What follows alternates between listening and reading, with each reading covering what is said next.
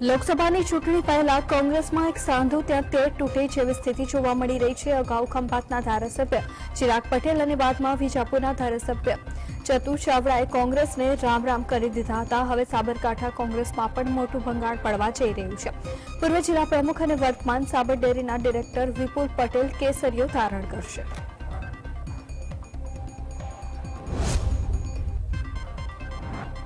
રાજકોટ મહાનગરપાલિકાની સ્ટેન્ડિંગ કમિટીની બેઠક મળી હતી। અલગ અલગ 16 સ્મશાન માટે ગ્રાન્ટમાં વધારો કરવામાં આવ્યો હતો। આ બેઠકમાં અલગ અલગ 42 દરખાસ્તો અંગે નિર્ણય લેવામાં આવ્યો હતો, જેમાં શહેરના વિકાસ માટે 56 કરોડ 61 લાખના વિકાસ કામોને બહાલી આપવામાં આવી હતી।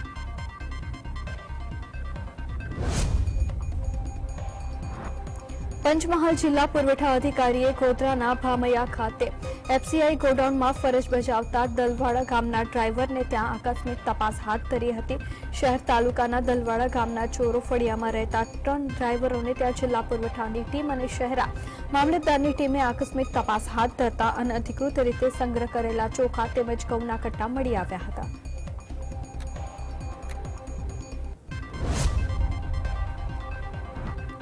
સુરત ખાતે વીર નર્મદ દક્ષિણ ગુજરાત યુનિવર્સિટી દ્વારા ભગવાન શ્રીરામ અયોધ્યા મંદિર અંગેના કોર્સની શરૂઆત કરવામાં આવી હતી। 12 વર્ષથી લઈને મોટી વય સુધીના કોઈપણ વ્યક્તિ આ કોર્સ કરી શકે છે। જે કોર્સ કરનાર વ્યક્તિને યુનિવર્સિટી દ્વારા 2 ક્રેડિટ પણ આપવામાં આવશે।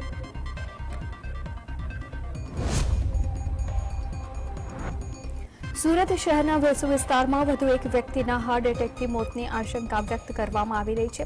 પત્ની અને બાળકો વતન ગયા હતા ત્યારે 38 વર્ષીય રહીશ ઘરમાંથી બેભાન અવસ્થામાં મળી આવ્યો હતો। ભાઈએ ઘરનો દરવાજો ખોલી જોતા તેને બેભાન મળી આવ્યો હતો અને 108ની ટીમ ઘટના સ્થળે પહોંચી અને તેમના મૃતદેહ જાહેર કર્યા હતા।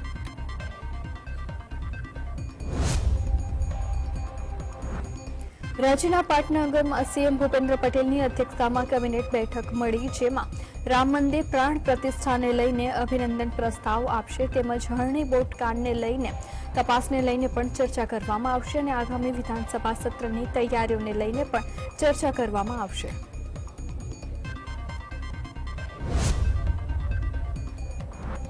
વડોદરાના પાદરાના ભોજ ગામમાં 22 જાન્યુઆરીએ થયેલા પથ્થરમારાને બાબતે પોલીસે 13 લોકોની ધરપકડ કરી છે। જોકે પોલીસે સીસીટીવી સહિત અન્ય રીતે તપાસ હાથ ધરી હતી અને 16 નામજોગ સહિત 10 અજાણ્યા લોકો સાથે કુલ 26 લોકો સામે ગુનો નોંધ્યો છે।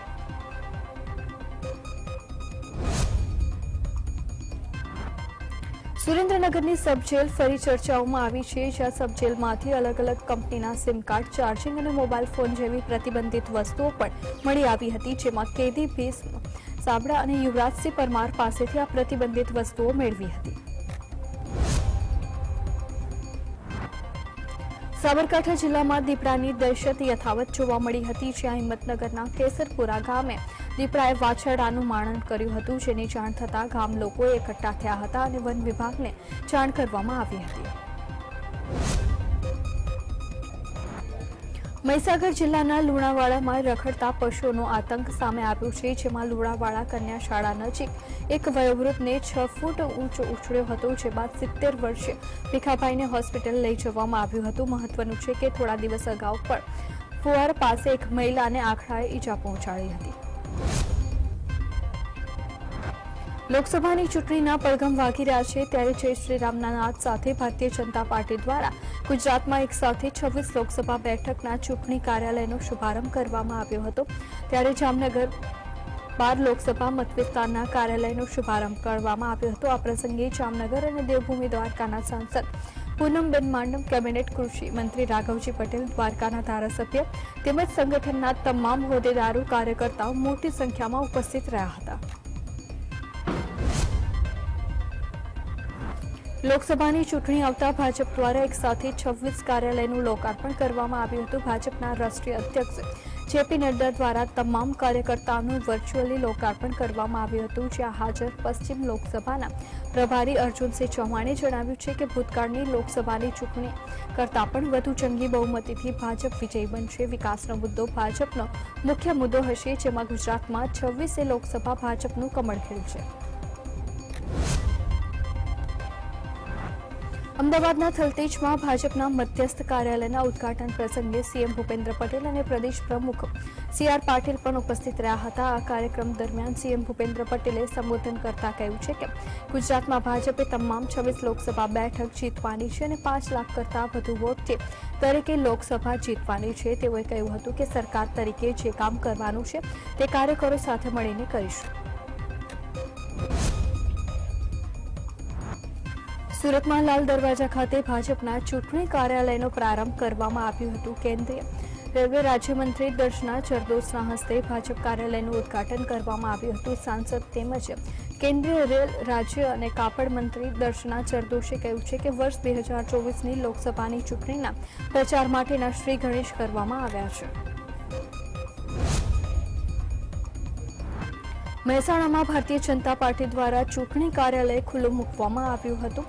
આ પ્રસંગે ઉપસ્થિત મહેસાણાના સાંસદ શારદાબેન પટેલે નિવેદન આપતા કહ્યું છે કે મારી ઉંમર હવે ટિકિટના માપદંડમાં આવતી નથી. વર્તમાન સમયમાં દેશને આઈટી સેક્ટર અને ટેકનોલોજીના જાણકાર લોકોની જરૂર છે. મારું માનવું છે કે આવા લોકોને તક મળવી જોઈએ. આ તરફ પાટણ 3 લોકસભા મધ્યસ્થ કાર્યાલયનું કેબિનેટ પ્રધાન બળવંતસિંહ રાજપૂતના હસ્તે લોકાર્પણ કરવામાં આવ્યું છે, જેમાં મોટી સંખ્યામાં ભાજપના આગેવાનો તેમજ કાર્યકરો ઉપસ્થિત રહ્યા હતા. બળવંતસિંહ રાજપૂતે જણાવ્યું છે કે દેશની સૌથી મોટી રાજકીય પાર્ટી ભારતીય જનતા પાર્ટી છે.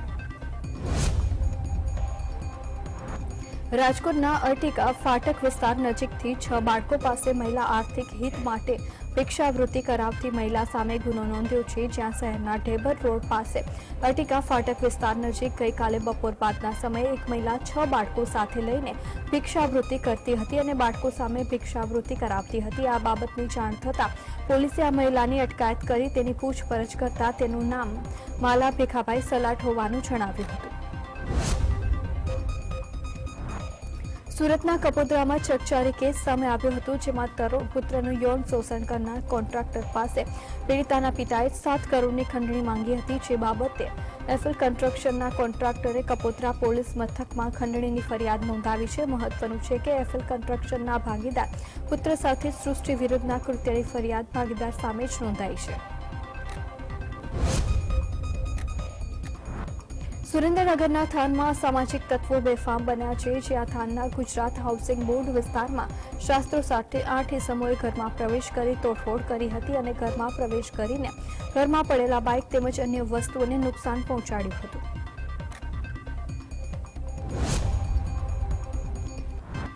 સાબરકાંઠાના વિજયનગરમાં બીઓબી આગળથી 20,000ની ઉચાપતની ઘટના સામે આવી હતી. જ્યાં જિલ્લા પંચાયતના સભ્ય માતાની થેલીમાંથી 20,000ની ઉચાપત થઈ હતી. આ સમગ્ર ઘટના સીસીટીવી કેમેરામાં કેદ થઈ હતી, જે બાદ વિજયનગર પોલીસે વધુ તપાસ હાથ ધરી છે. અમદાવાદ ગ્રામ્ય પોલીસે ખેંગાર સોલંકી અને તેના પુત્ર વિરુદ્ધ ફરિયાદ નોંધવામાં આવી છે. જે અમદાવાદ જિલ્લાના સાણંદના સાગરિક રામજીની શોભાયાત્રા દરમિયાન હવામાં ફાયરિંગ કરતો વિડીયો વાયરલ થયો હતો. જે બાદ ચાંગોદર પોલીસે સાણંદ એપીએમસી ચેરમેન ખેંગાર સોલંકી અને તેના પુત્ર વિરુદ્ધ આર્મ્સ એક્ટ હેઠળ ગુનો નોંધ્યો છે. અમદાવાદ શહેરમાં ફરી બુટલેગરો બેફામ બન્યા છે અને શહેરના કણભામાં પોલીસની ગાડીને બુટલેગરોએ ટક્કર મારી હતી. દેશી દારૂ ભરેલી ગાડીએ ટક્કર મારી હતી. આ ઘટનામાં પોલીસના એએસઆઈ બળદેવજીનું મોત નીપજ્યું હતું અને એક એએસઆઈ ઇજાગ્રસ્ત થયા હતા. અમદાવાદ શહેરમાં વધુ એક અકસ્માતે એક વ્યક્તિનો ભોગ લીધો હતો. શહેરમાં વસ્ત્રાલ રિંગ રોડ ઉપર ડમ્પર ચાલકે અડફેટે લેતા અકસ્માતમાં રાહદારી 64 વર્ષીય શંકર સોલંકીનું મોત નીપજ્યું હતું. આ ઘટનાને લઈને ટ્રાફિક પોલીસે વધુ તપાસ હાથ ધરી. મહેસાણાના લાંધણજના દિવાનપુરા ગામમાં હત્યાનો બનાવ બન્યો છે. 1 વર્ષ અગાઉ પ્રેમ સંબંધ મુદ્દે માથાકૂટ થતા 40 વર્ષીય ઠાકોર રણજીતસિંહ મેરુજી નામનો યુવક ગામમાં જમણવાર બાદ ઘરે પરત ન ફર્યો હતો. તે દરમિયાન આરોપી મેહુલ સહિત તેના પરિવારજનોએ યુવક ઉપર તીક્ષ્ણ હથિયાર વડે હુમલો કરતા યુવકનું મોત થયું હતું. ભાવનગરના ઘોઘા ભીલવાડા ખાતે આવેલા મફતનગરમાં એક યુવક પાણીના ટાંકામાં પડી જતા તેનું મોત નીપજ્યું હતું. વિકેશભાઈ ભાણજીભાઈ નામનો યુવક પાણીના ટાંકામાં પડી ગયો હતો અને તે દરમિયાન યુવકનું પગ લપસી જતા ટાંકામાં ખાબક્યો હતો. તબીબોએ તેને મૃત જાહેર કર્યો હતો. જૂનાગઢમાં થોડા સમય પહેલા અમદાવાદમાં એક આરોપી વિરુદ્ધ છેતરપિંડીની ફરિયાદ નોંધાઈ હતી। આ ગુના કામે બી ડિવિઝન પોલીસ સ્ટેશનના પીએસઆઈ મકવાણાએ આરોપી હર્ષિલ જાદવની ધરપકડ કરી રિમાન્ડ મેળવ્યા હતા અને રિમાન્ડ દરમિયાન પીએસઆઈએ યુવકને ઢોર માર મારતા તેને માથાના ભાગે અને હાથના ભાગે ગંભીર ઈજા પહોંચી હતી। વડોદરાના પાદરાના ભોજ ગામે થયેલા પથ્થરમારામાં 27 લોકો સામે ફરિયાદ નોંધવામાં આવી છે, જેમાં 17 લોકો સામે નામજોગ ફરિયાદ દાખલ થઈ છે, જ્યારે 10 અજાણ્યા શખ્સો વિરુદ્ધ ફરિયાદ દાખલ થઈ છે।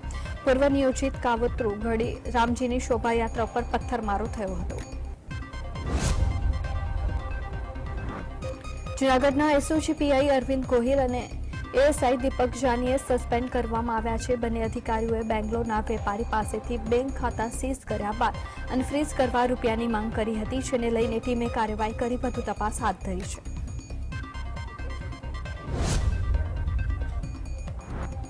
દાહોદ ક્રાઇમ બ્રાન્ચની ટીમે રાજ્ય અને આંતરરાજ્યના 104 જેટલા ઘરફોડ ચોરીના ગુના ડિટેક્ટ કરવામાં સફળતા મેળવી છે। ટીમે ઘરફોડ ચોરી કરતી ગેંગને ઝડપી પાડી છે। ઉલ્લેખનીય છે કે ચોરી કરતી ગેંગના મુખ્ય આરોપી શંકર બ્રહ્મા ઉપર પોલીસે 10,000 રૂપિયા રોકડનું ઇનામ જાહેર કર્યું હતું, જે અંગે ટીમે બાતમીના આધારે મુખ્ય આરોપી સહિત 5 લોકોને ઝડપી 5 લાખનો મુદ્દામાલ કબજે કરી વધુ તપાસ હાથ ધરી છે।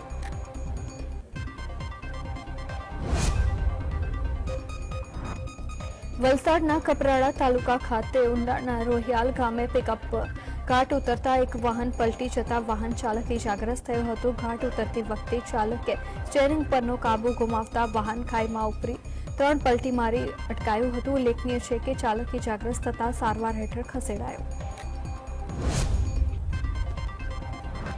ખેડાના ઉંઢેલા ગામે નવરાત્રીમાં પથ્થરમારાના આરોપીઓને જાહેરમાં માર મારવા બાબતે સુપ્રીમ કોર્ટે 4 પોલીસ કર્મચારીઓને આંશિક રાહત આપી છે। સુપ્રીમ કોર્ટે 4 પોલીસ કર્મચારીઓને 14 દિવસની જેલની સજા ઉપર રોક લગાવી હતી। સુપ્રીમ કોર્ટે પોલીસ કર્મચારીઓની અપીલ સુનાવણીની માંગ સ્વીકારી હતી।